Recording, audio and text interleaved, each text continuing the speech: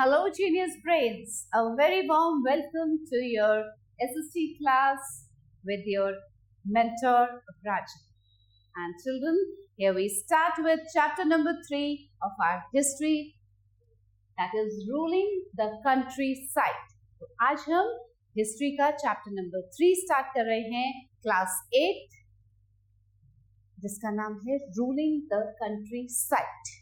Okay, तो आइए देखें क्या है इस चैप्टर में, क्या क्या पढ़ेंगे हम इस चैप्टर में. पहले हम वो condition of peasants and craftsman. इस टाइम पे कंडीशन क्या थी पीजेंट्स की और क्राफ्ट्समैन की. British agrarian policy, overall impact of British agrarian policy. जो ब्रिटिश एग्रेरियन पॉलिसी थी, इसका क्या इम्पैक्ट पड़ा. Cultivation of commercial crops, peasant revolts by indigo cultivators. Okay, नील की जो खेती करते हैं, indigo मतलब नील. So here we start the chapter. In India, the British government brought about many changes. India में जो ब्रिटिश गवर्नमेंट था उसने बहुत सारे चेंजेस किए. जब ब्रिटिशर्स ने रूल किया तो उन्होंने बहुत सारे चेंजेस किए. They changed the nature and structure of agriculture, industry and trade. उन्होंने एग्रीकल्चर, कृषि और इंडस्ट्रीज में और ट्रेड में बहुत सारे चेंजेस किए. The craftsman and artisans lost their importance. जो क्राफ्ट्समैन थे, जो आर्टिजन्स थे, उन्होंने अपनी इंपॉर्टेंस खो दी, उनकी कोई वैल्यू नहीं. The British affected the rural and the urban people to a great extent. Rural जो विलेजेस में रहते थे और जो सिटीज में रहते थे, टाउन्स में रहते थे, उनके लाइफ भी बहुत अफेक्टेड हुई. The economic policies of the British government exploited the Indians. They wanted to promote British economic interest and to earn more and more profit and money.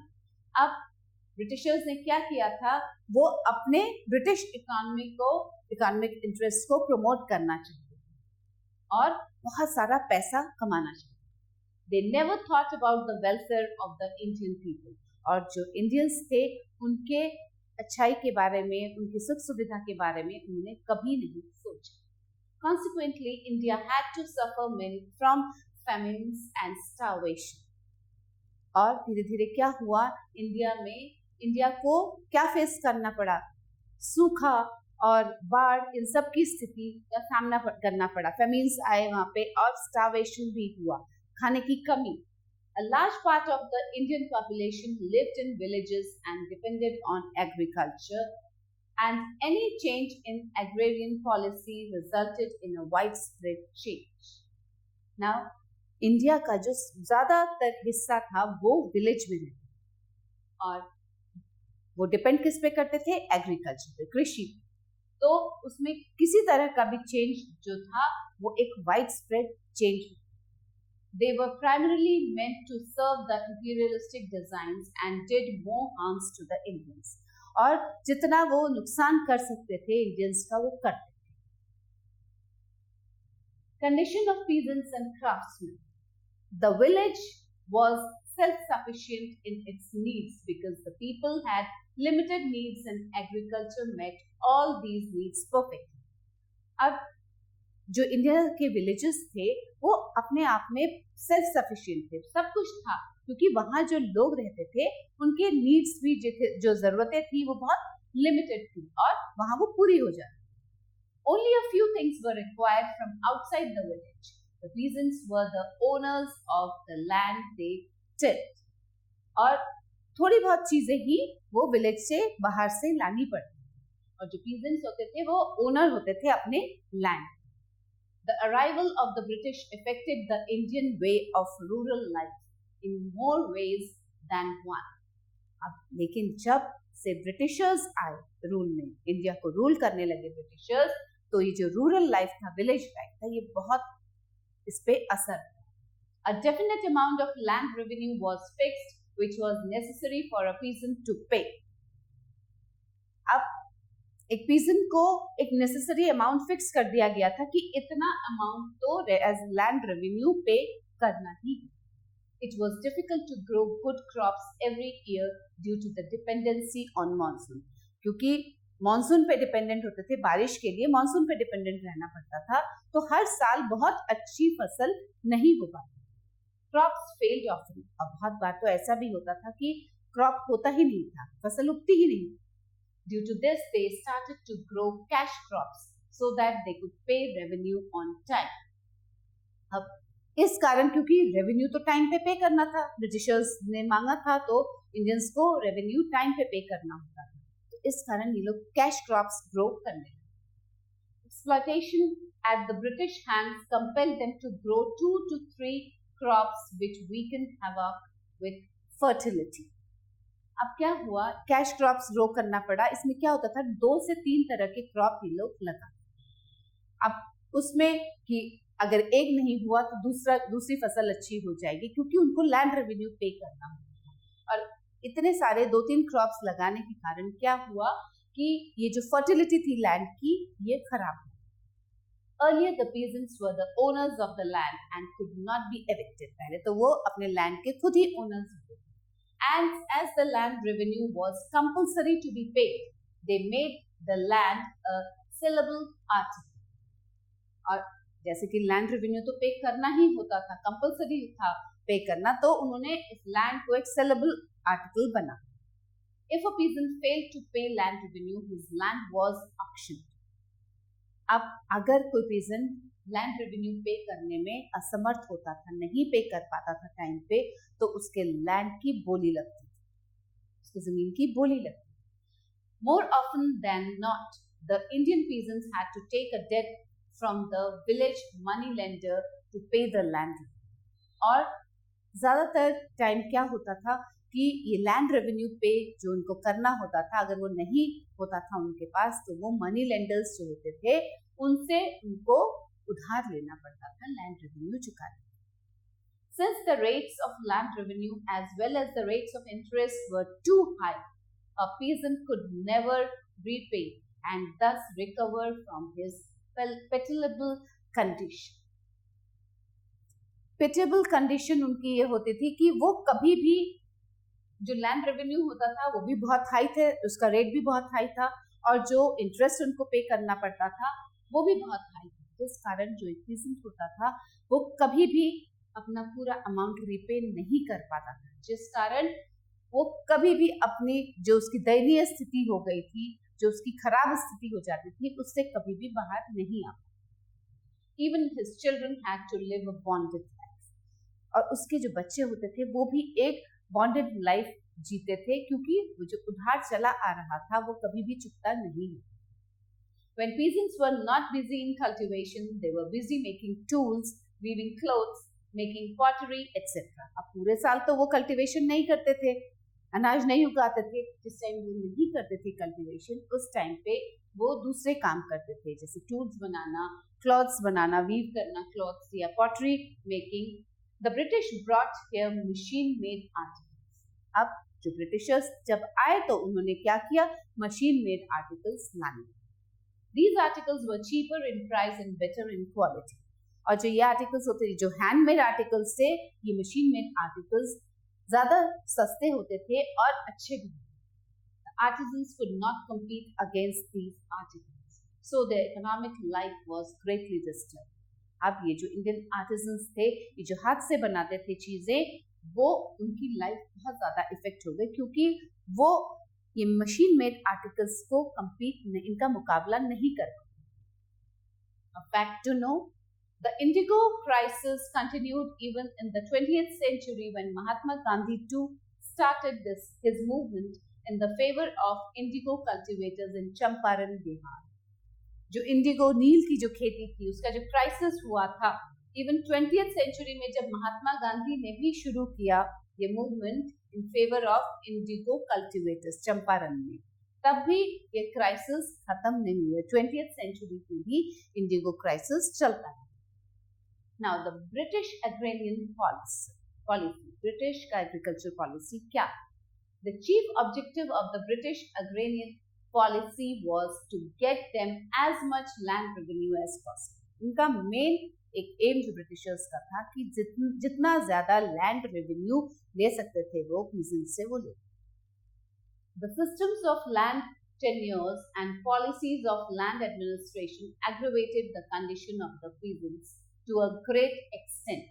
और ये जो लैंड टेन्योर्स, ये लैंड रेवेन्यू और जो policy of land administration था, इससे peasants की हालत और खराब होती थी. They adopted the following types of land revenue system. अब उन्होंने कौन कौन से land revenue system adopt. Izaradari system focused on Bengal and Bihar.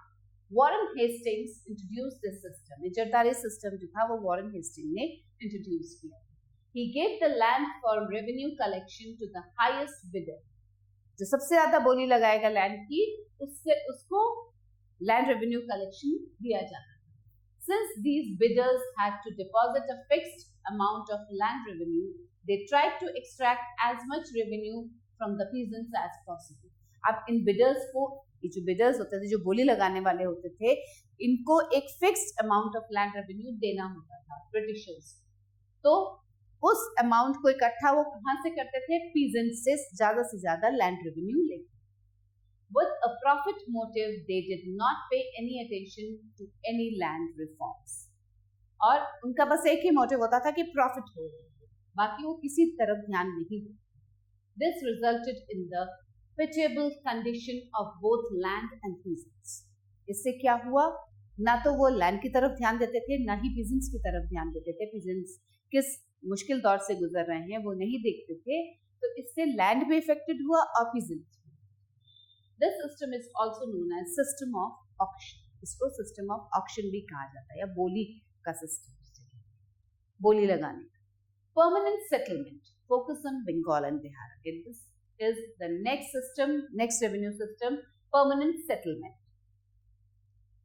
Lord Cornwallis introduced a new system of land revenue in 1793 called the permanent settlement. Lord Cornwallis ने एक नया system introduce किया land revenue का 1793 में, जिसे कहा गया permanent settlement. This system was introduced in Bengal and Bihar and was later introduced in Orissa, parts of Madras and Banaras. Now, ये सिस्टम जो था ये इंट्रोड्यूस तो किया गया बंगाल और बिहार में, और धीरे धीरे ये उड़ीसा में भी गया और मद्रास एंड बनारस तक गए. Under this system, if a peasant failed to pay the land revenue, he was evicted from his land and this land was put to an auction. इस सिस्टम में क्या था कि अगर कोई पीजेंट लैंड रेवेन्यू नहीं दे पाता है, फेल हो जाता है देने में, तो वो लैंड ले लिया जाता था उससे और उस लैंड को ऑक्शन में डाल दिया जाता था, बोली लगाई जाती थी उस land. A large number of peasants were rendered landless. इससे क्या हुआ कि बहुत सारे पीजेंट्स जो हैं वो लैंडलेस हो गए, वो टाइम पर लैंड रेवेन्यू नहीं दे पाए और उनका लैंड उनसे छीन लिया गया. This created a new class of landlords. इससे क्या हुआ, जो भी वो लैंड खरीदता था वो उसका मालिक हो जाता था और एक नई क्लास लैंडलॉर्ड्स की बन गई. The landless laborers worked on the fields of the land. और जिनसे ये लैंड ले लिया गया था, जिन पीढ़ी से, वो लोग इन लैंडलॉर्ड्स के लैंड पे काम करते. Effects of permanent settlement. अब इस permanent settlement का इफेक्ट क्या हुआ? This system had its impact not only on agriculture but also on social, political and administrative aspects. अब इस सिस्टम का, परमानेंट सेटलमेंट का इम्पैक्ट जो है केवल एग्रीकल्चर पे ही नहीं पड़ा, इसका सोशल, पॉलिटिकल और एडमिनिस्ट्रेटिव एस्पेक्ट्स पे भी पड़ा effect. The new class of landlords were greatly benefited, so they became loyal to the British. अब ये जो नई क्लास लैंडलॉर्ड्स की बन गई, जिनको लैंड ऑक्शन में मिला, वो लोग क्या किया उन्होंने, वो ब्रिटिशर्स के loyal. It was a matter of administrative convenience for the British as they now had to deal with a few landlords in the place of a large number of peasants.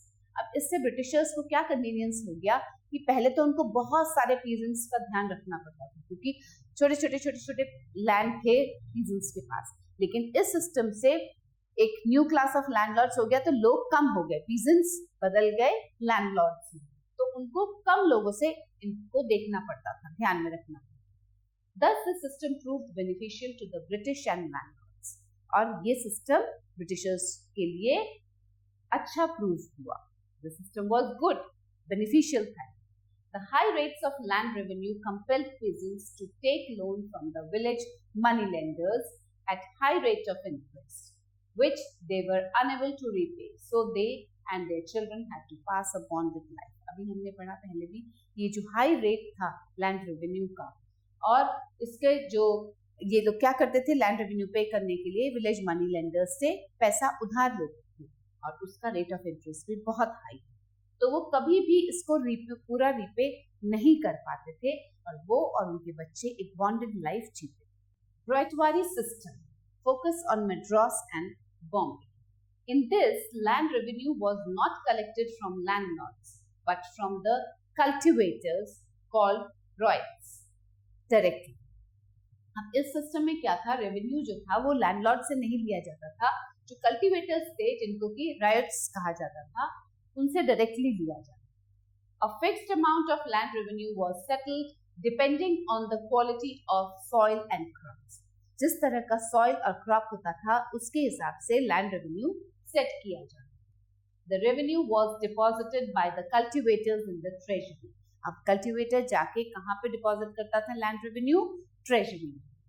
This system was introduced in the parts of Madras and Bombay.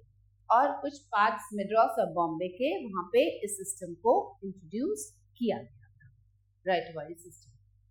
Effect of Ryotwari system. A cultivator was recognised as the owner of the land. अब वो cultivator जो था उसको land का owner माना गया. He was not evicted from his land so long he paid his land revenue. जब तक वो लैंड रेवेन्यू पे करता था कल्टीवेटर, तब तक उससे लैंड नहीं लिया जाता. The British too got a regular income from land revenue. अब ब्रिटिशर्स को एक रेगुलर इनकम मिलने लगी थी इस land revenue. Also, the British could increase the amount of land revenue from time to time, which was generally 20 to 30 years. धीरे धीरे वो लैंड रेवेन्यू को इंक्रीज भी करते. The rate of land revenue was fixed at 1/2 of the produce, which was too high. और जो rate था land revenue का वो कहाँ फिक्स, कैसे फिक्स किया गया था? टोटल प्रोड्यूस जो भी होता था, जो भी टोटल जितनी फसल होती थी उसका 1/2 पे करना. As agriculture mostly depended on monsoons, cultivators were often at the mercy of rains and revenue officials.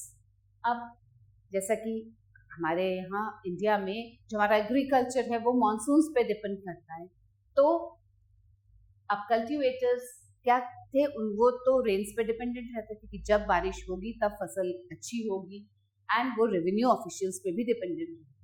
When crops failed, the money lenders came into the picture who exploited them still further. अब कभी कभी अगर फसल अच्छी नहीं होती थी या फेल हो जाती थी, होती ही नहीं थी, तो ये जो मनी लेंडर्स होते थे ये आगे आते थे और ये एक्सप्लॉइट करते थे इन cultivators. Mahalwari system focus on Punjab, Western and Central India. By Mahal is meant a village or a group of village. Mahal means village, a gaon, या a group of village. In this, the whole Mahal was taken as one unit. पूरा एक village एक unit था, in which the representative of the village collected and deposited the land. इसमें क्या होता था, जो विलेज का रिप्रेजेंटेटिव होता था वो लैंड रेवेन्यू कलेक्ट करता था सबसे और deposit. The government had the authority to revise the rates of land revenue, so it was a better system for the government. अब गवर्नमेंट के पास वो अथॉरिटी थी कि वो लैंड रेवेन्यू को रिवाइज करे, उसके रेट्स को चेंज करे. The Mahalwari system was introduced in Western Uttar Pradesh, Delhi, Northwest Province, Punjab and Central India. इन सब जगहों पे महलवारी सिस्टम को इंट्रोड्यूस किया गया. Overall impact of British agrarian policy. अब इस ब्रिटिश एग्रेरियन पॉलिसी का ओवरऑल पूरा इम्पैक्ट क्या पड़ा? The rates of land revenue were very high, which put the peasants in various problems, including debt. जैसा कि अब तक हमने पढ़ा कि जो लैंड रेवेन्यू के रेट था वो बहुत हाई था, जिस कारण कि पीजेंट्स को बहुत प्रॉब्लम होती थी और वो हमेशा कर्जे में ही डूबे रहे क्योंकि वो उधार लेते. When a peasant was not able to pay the land revenue, he was either forced to take a loan from the village money lender at exorbitant rates of interest. और जब peasant कभी land revenue पे नहीं कर पाता था, उसके पास पैसे नहीं होते थे, तो उसको फोर्स किया जाता था कि वो विलेज का जो मनी लेंडर है, जो पैसे देते हैं, उनसे उधार. The land became a sellable commodity, due to which a new class of absentee landlords emerged. इससे क्या हुआ? न्यू कम्युनिटी ऑफ एक लैंडलॉर्ड की कम्युनिटी उभर के सामने आई. These landlords seldom visited the fields. और ये लैंडलॉर्ड्स फील्ड्स को विजिट नहीं करते. They least cared for the cultivators. और जो वहाँ क्रॉप लगाने वाला है, जो फसल को उगाने वाला कल्टीवेटर है, उसकी तरफ भी वो ध्यान नहीं देते. बस वो लैंडलॉर्ड बन के बैठे. The policy of land revenue impoverished the rural India completely. और ये जो land revenue की जो पॉलिसी थी, इसने रूरल इंडिया को completely destroyed. The British were interested in extracting more and more land revenue, but without any interest in the improvement of land or irrigation methods. अब Britishers को क्या मतलब था? केवल लैंड रेवेन्यू से मतलब था, लेकिन उनका कोई इंटरेस्ट नहीं था कि कैसे लैंड को इम्प्रूव किया जाए, थोड़ा और लैंड में अच्छी फर्टिलिटी उसमें हो जाए, उसके लिए क्या क्या किया जाए, उसकी तरफ बिल्कुल भी ध्यान नहीं था. और इरिगेशन के कोई नए मेथड्स नहीं इंट्रोड्यूस किए. As the Indian trade and industry stagnated due to machine-made goods from Britain, it put more pressure on agriculture. और जो इंडियन ट्रेड एंड इंडस्ट्री थी, वो जो ब्रिटेन से मशीन मेड गुड्स आती थी, उसके कारण ये ट्रेड इंडस्ट्री एक स्टैग्नेंट, एक रुक गई थी एक ही जगह, और जिसने की ज्यादा प्रेशर डाला agriculture. Cultivation of commercial crops. आप कमर्शियल क्रॉप्स का कल्टीवेशन कहते हैं. The British wanted to have raw materials from Indian agriculture in order to run their industries in Britain. अब ब्रिटिशर्स क्या चाहते थे? रॉ मटेरियल्स इंडियन एग्रीकल्चर से चाहते थे, जिससे कि उनकी इंडस्ट्रीज चल सके Britain. So they compelled the Indian peasants to grow cash crops such as indigo, cotton, poppy, jute, etc. ये कैश क्रॉप्स होते हैं, उनको फोर्स किया गया इन क्रॉप्स को उगाने.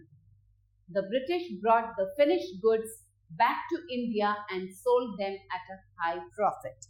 और फिर ये ले जाके वहाँ ब्रिटेन में उसके बाद जो फिनिश गुड्स होता था, उनको वापस इंडिया में लाते थे और हाई प्रॉफिट पे सेल करते थे. This benefited the British greatly, but this was not the condition with the Indian peasants in France. अब इसने ब्रिटिश को तो बहुत प्रॉफिट दिया, बेनिफिट दिया, बट इंडियन पीजेंट्स और क्राफ्ट्समैन के लिए कुछ अच्छा नहीं. Causes for commercialization of crops. Crops का कमर्शियलाइजेशन क्यों हुआ? क्या causes? New land revenue system.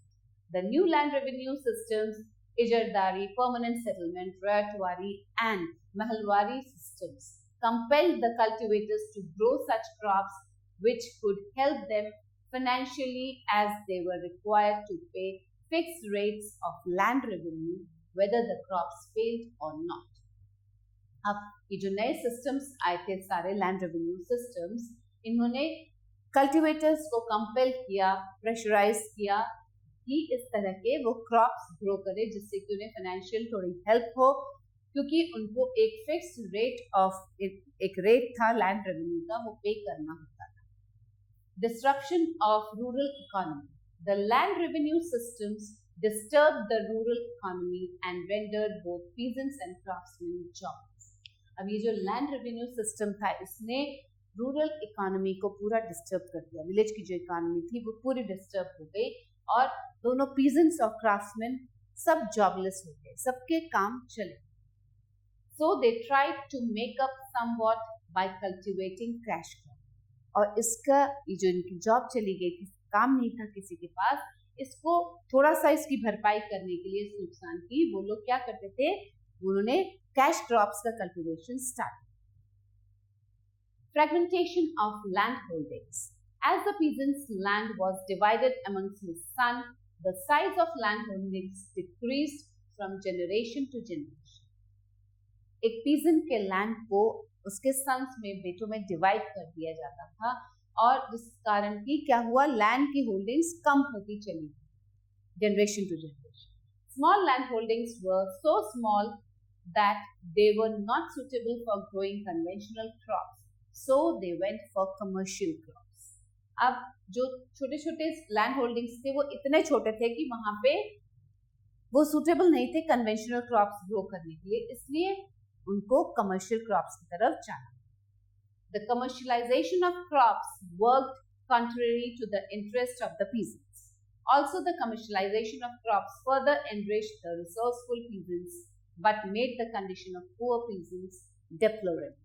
अब इस कमर्शियलाइजेशन, क्रॉप की कमर्शियलाइजेशन से क्या हुआ, जो थोड़े रिच पीजेंट्स थे, रिसोर्सफुल थे, जिनके पास रिसोर्सेज ज्यादा थे, उनके तो ये अच्छा था, एनरिच्ड, उनको और थोड़ा सा अमीर बन गए. लेकिन जो पुअर पीजेंट्स थे उनका कंडीशन और खराब.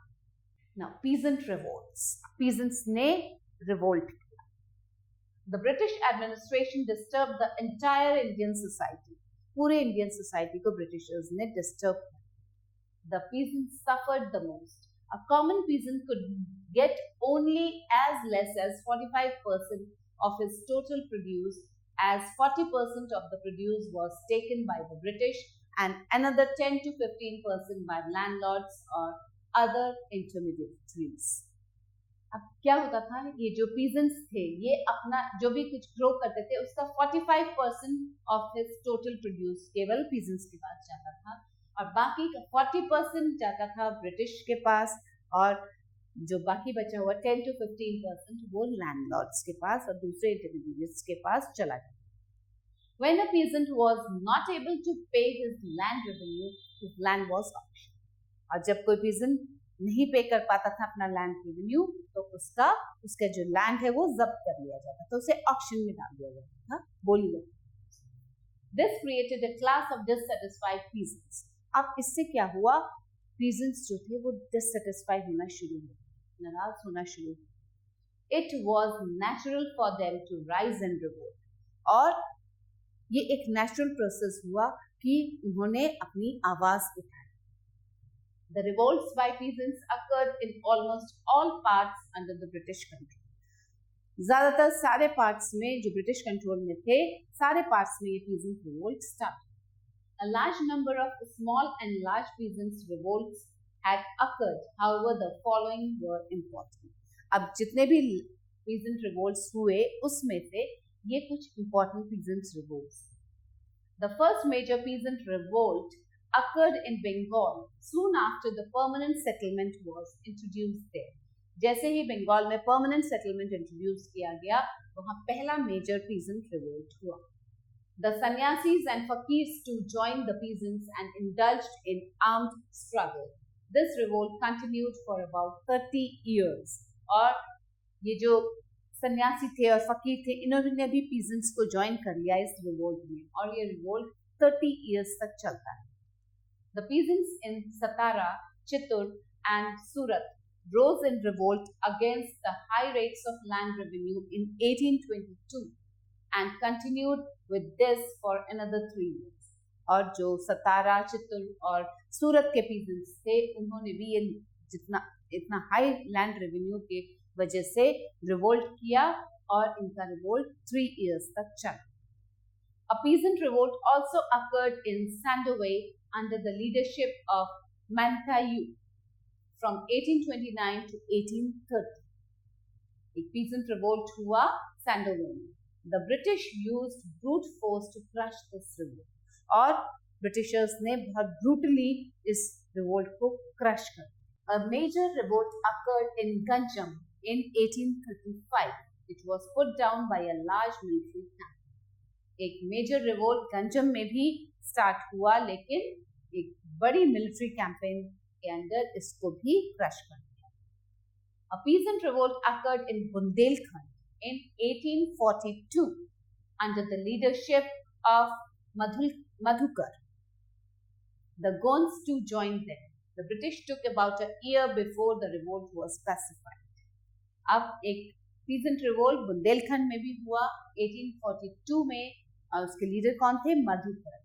और जो गोंद जो प्रजाति है वहाँ की आदिवासी जो है गोंद, वो भी ज्वाइन कर गए इस revolt. In addition to the above, there were widespread revolts in Punjab and other provinces, such as the Chuhar revolt in Bihar and Moghal revolt in Malabar. इसके अलावा भी और भी बाकी बहुत सारे revolts हुए, peasant revolts.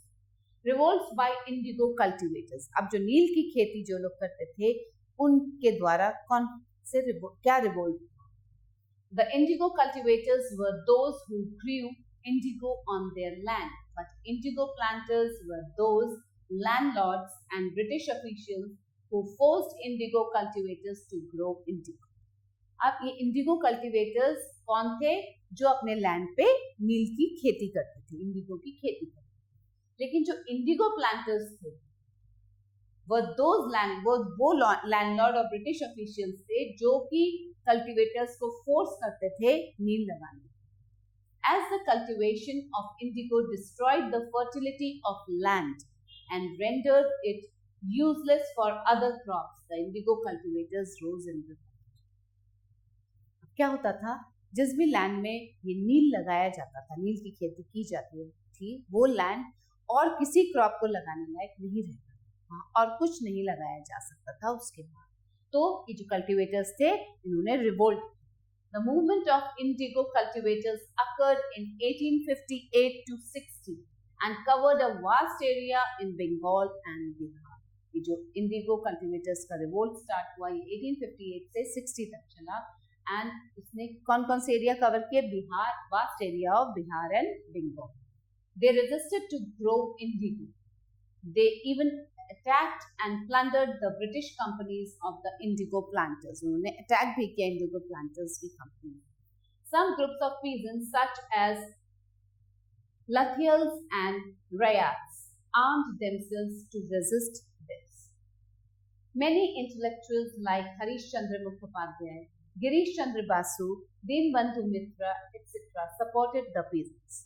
बहुत सारे इंटेलेक्चुअल्स ने इनके रिवोल्ट को, पीजेंट्स के रिवोल्ट को सपोर्ट किया. The government was forced to appoint the indigo commission. अब गवर्नमेंट को फोर्स किया गया एक इंडिगो कमीशन बिठाने. It took the steps to remove the grievances of the peasants by passing a law in 1862. और क्या हुआ? इंडिगो कमीशन ने एक स्टेप लिया इन पीजेंट्स की सारे मुश्किलों को दूर करने के लिए और एक लॉ पास किया 1862. The indigo planters then moved to Bihar and Uttar Pradesh. अब इंडिगो प्लांटर्स कहाँ मूव कर गए? बिहार और Uttar Pradesh. The indigo crisis continued till the beginning of the 20th century. और ये जो इंडिगो क्राइसिस था ये 20th century के स्टार्टिंग तक भी चला. When M.K. Gandhi had to intervene in favor of the indigo cultivators. और जब महात्मा गांधी जी ने भी इंटरवेन किया और उनके फेवर में, इंडिगो कल्टीवेटर्स के फेवर.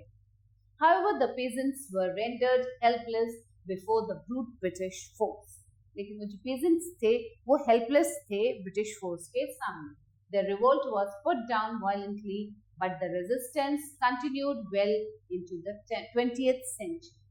और उनके रिवोल्ट को वही दबा दिया गया, खत्म कर दिया. Fact to know, the writers too shared the plight of indigo cultivators, as we can see from numerous stories. बहुत सारे writers ने भी इन indigo cultivators के ऊपर लिखा है. One of the famous drama is Neel Darpan, written by Dinbandhu Mitra. Dinbandhu Mitra ने एक ड्रामा लिखा है नील दर्पण. उसमें इंडिगो कल्टीवेटर्स के बारे में ही बताया है. Now, some important facts. The British rule impacted Indian people, both rural and urban, socially, politically, economically, and culturally. ये सब हमने अभी इस चैप्टर में पढ़ा. The British agrarian policy destroyed Indian agriculture and impoverished. The British agrarian policy destroyed Indian agriculture and impoverished the rural people completely. जो British agrarian policy थी इसने इंडियन एग्रीकल्चर को पूरी तरह से डिस्ट्रॉय कर दिया. The 4 systems of land revenue were Izaradari. ये जो लैंड रेवेन्यू सिस्टम्स थे, Izaradari, permanent settlement, Ryotwari and Mahalwari. The cultivation of crops were commercialised often by force. The peasants rose in revolt in the whole of India in order to protest the wrong policies of land revenue. Land revenue की गलत policies के against peasants ने revolt किया पूरे India.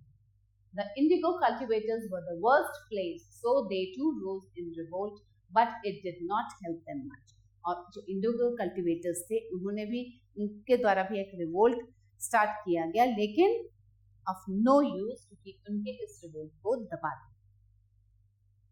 Now we come to the exercise, children. So children, now let's do some exercises here. Objective type questions. Take the right option. Under the dash system, the whole village or a group of village was taken as one unit. याद कीजिए, अभी आपने 3 systems पढ़े थे. कौन से system में था? एजरदारी, रैयतवारी या महलवारी में? महलवारी में एक महल जो होता था, that was a whole village or a group of village. So tick here Mahalwari. Mahalwari के सामने tick लगाएं. The Mahalwari system was introduced in Central India, Punjab, both of these. It was introduced in Punjab. The permanent settlement was introduced by Dash in Bengal, Bihar and Orissa. Holt Mackenzie, Thomas Munro, Lord Cornwallis. Lord Cornwallis introduced this system. The first major peasant revolt occurred in Bengal, Punjab, Bihar. It occurred in Bengal. Fine. Next is the movement of indigo cultivators occurred in. जो Indian cultivators का जो movement था वो कब start हुआ था? कब से कब तक? It was 1854 to 55, 1858 to 60, 1868 to 70. It was 1858 to 60. So take here. Now write T for true and F for false statements. The British agrarian policy greatly benefited the peasants. जो British agrarian policy थी, उन्होंने क्या benefit दिया था peasants को? No, this is false. So write down F here. The peasants worked as craftsmen during their free time. Yes, जब उनका free time होता था, वो as a craftsman work करते थे. True. Under the Ijardari system, the collection of land revenue was assigned to the highest bidder.